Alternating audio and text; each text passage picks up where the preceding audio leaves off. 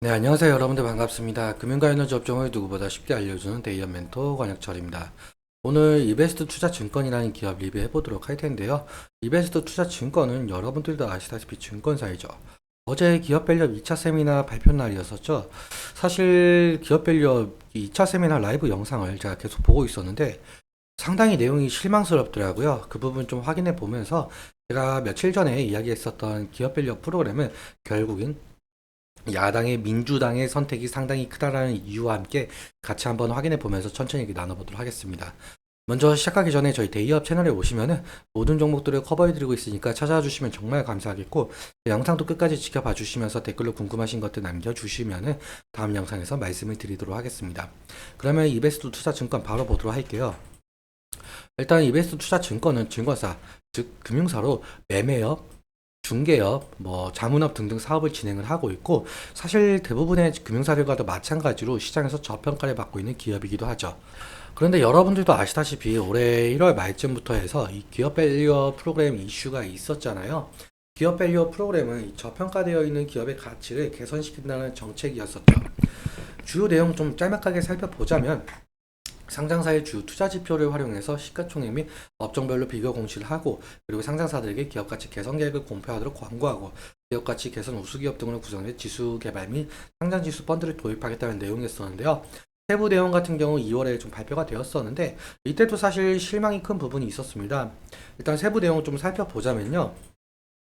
구체적 방안이 2월 26일에 발표가 되었었는데, 이때 1차 세미나를 열면서 금융위원회는 기업 밸류업 지원 방안, 즉 한국 증시 저평가 해소를 위해서 7월부터 상장사들에게 기업 가치 재고 계획을 스스로 공시하도록 하겠다라고 밝혔었고, 바로 어제 5월 2일 2차 세미나를 열면서 6월 중으로 최종적으로 가이드라인을 확정시킨다라고 했었죠.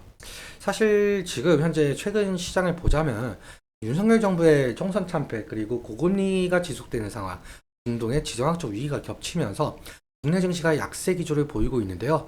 사실 기업 편입 자율 공시를 이 하반기에서 5월로 앞당긴다라고 하면서 기업 밸류업 정책에 좀 속도를 내려고 하고 있는 상황으로 보여지고 있었습니다. 그러니까 이 기업 밸류업 정책에 속도를 내면서 약세 기조를 보이고 있는 국내 증시를 좀 끌어올리겠다라는 스탠스였었는데요. 그런데 바로 어제 그 2차 세미나 그 라이브 영상을 보고 있는데, 사실 2월 26일에 발표한 내용들과 뭐 딱히 큰 변화가 없더라고요. 일단은 한국거래소가 공유해준 이 문서 같이 한번 보자면, 이 기업가치 제고의 가이드라인인데요. 사실 아직 확정된 건 아니고 검토 중이다, 예정 중에 있다, 이렇게만 말씀을 해주더라고요. 아무튼 쭉 한번 내려보면은 예전에 발표했던 내용들이 다 똑같아요.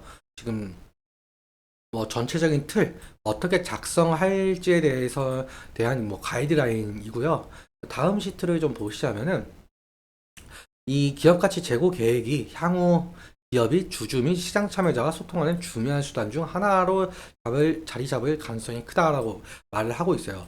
사실 이 말도 기업 밸류 초창기 발표했을 때 내용과 똑같거든요. 다음 시트를 보시자면 이 향후 계획이 나와 있는데, 사실 2월 26일에 발표했던 향후 계획과도 달라진 점이 없습니다. 그리고 네 번째 시트도 보시면은 대부분 발표 자료들이 거의 같은 내용이에요. 그러니까 제일 중요한 이 세제 혜택에 대한 내용이 빠져 있었던 거죠. 사실 제가 저번에도 말씀을 한번 드렸었는데, 이 기업 밸류업 프로그램은 정부의 정책만으로는 할 수가 없고 민주당의 선택이 상당히 중요하다라고 말씀을 드렸어요. 이 이유에 대해서 좀 말씀을 드려보자면, 이 야당인 민주당 측에서는 기업 밸류업 프로그램을 좀 반대하는 입장은 아니었으나, 민주당 측에서는 소액주주 권익을 보호하기 위한 정책, 즉 기업들의 이익과 반대되는 상당한 내용을 가진 정책을 공약을 한 바가 있었죠. 이 부분에 좀 해당이 되고 있는데요. 그래서 이 기업의 자발적인 주주하는 노력과 체제 혜택에 초점을 맞춘 정부와 여당의 정책 방향성과는 아주 크나큰 차이가 있었죠. 앞서 말씀드린 대로 4월 총선에서 여당인 국민의힘이 참패를 했었고, 야당인 민주당이 승리했었죠. 그래서 더욱더 현 정부의 기업 밸류업 정책이 제동이 걸릴 것이다 라는 시장 평가가 있었습니다. 다시 정리해서 말씀을 드려보자면, 기획재정부가 밸류업 정책의 세제 혜택으로 제시한 이 법인세 세액공제와 배당소득세에 대한 분리과세, 이 부분에 관련해서는 세법 개정을 시켜야 하는데 세법 개정 같은 경우는 국회 동의, 즉 민주당의 동의가 있어야 실현이 될 수가 있거든요. 그런데 이런 세법을 다수당을 차지한 민주당이 부자 감세로 규정을 하게 되면서 국회 법안에 반대할 경우에는 세법 개정이 상당히 어려워지게 되죠. 그렇다면 이 기업 밸류 프로그램도 무산이 될 가능성이 높겠는데요. 그래서 아직까지 여기 세제 지원은 여전히 검토 중이다, 예정 중에 있다, 이런 말을 그냥 쏟아내고 있는 입장인 것 같습니다. 일단 민주당 측에서도 1,400만 명에 달하고 있는 개인 투자자들의 여론에 반응을 할 수밖에 없는 입장이긴 합니다. 그래서 사실상 합의가 이루어지지 못한다라고 한다면 어제 발표 내용처럼 다시금 이 김 빠진 내용만 나올 가능성이 상당히 높을 것 같은데, 그래서 실제로 기업 밸류 정책이 실현이 될지는 아직 미지수로 보이고 있습니다. 이 부분 같은 경우 지속적으로 좀 체크해 나가면서 대응을 해야 되는 이슈로 보이고 있고요. 그럼 마지막으로 차트 보면서 마무리 설명 짓도록 하겠습니다. 일단 이베스트 투자 증권 차트를 보시면 아무래도 금융사이다 보니까 뭐 금융 테마 형성과 호실적 기대감이 모멘텀으로 작용을 하면서 주가 변동성을 좀 나타내고 있는데, 이 2월 달부터 시작을 한 이 기업 밸류 정책 이슈로 상당한 상승을 좀 이끌어냈었죠. 그런데 앞서 말씀드렸다시피 기대에 미치지 못한다는 평가 때문에 좀 실망 매물을 쏟아낸 적이 있었는데, 아무튼 지지라인 같은 경우 제가 미리 선을 그어놨습니다. 사실 금일 흐름도 그렇고 어제 그리고 그저께 흐름도 이 부분을 좀 지지해주고 있는 모습을 좀 보이고 있어요. 그런데 사실 기업 밸류 정책에 대한 실망 매물이 나올 가능성도 있으니까 다시금 저평가 종목들이 조정 구간이 나올 가능성도 있어 보이고 있고요. 일단 이 부분에서 좀 지지가 나오고 있는지가 상당히 중요하겠죠. 지지라인 이탈 시에는 리스크적인 관리는 필요할 수 있을 것 같습니다. 그리고 사실상 기업 밸류 프로그램은 상당히 긴 시간을 가지고 바라봐야 하는데, 이에 대해서 좀 말씀을 드려보자면 앞에서 말씀을 드렸지만 그 여당과 야당의 합의 그리고 법 개정 등을 하려면 상당한 긴 시간이 걸리겠죠.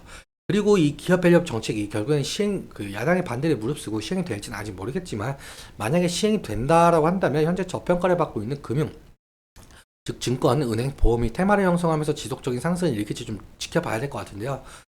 수급적인 측면도 함께 보자면은 이베스트 투자 증권 같은 경우 지금 외국인이 한 달 사이에 매수를 좀 많이 하고 있는 것을 보이고 있죠. 반대로 개인 같은 경우 매도세, 기관은 그냥 약 매수세라고 보실 수가 있겠는데, 사실 외국인의 매수세가 상당하다 보니까 외국인의 매수세가 결국엔 매도세로 돌아가게 된다라고 한다면 수급적인 측면에서 좀 약화될 가능성이 있겠죠. 그렇다 보니 주가의 흐름이 하락으로 갈 가능성도 있으니까 이 외국인의 수급 어떻게 진행이 되고 있는지 그 부분 좀 자세하게 살펴봐야 될 것 같습니다. 오늘은 여기까지 말씀을 드리면서 오늘 내용 여러분께 도움이 되셨다면 구독과 좋아요 부탁드리고, 말씀드린 내용과 차트적인 부분에 대해서 제 개인적인 견해가 있을 수밖에 없기 때문에 여러분들의 주관적인 견해와 함께 투자를 현명한 선택하셨으면 좋겠습니다. 오늘도 시청해주셔서 너무 감사하고 지금까지 멘토 권력철이었습니다. 감사합니다.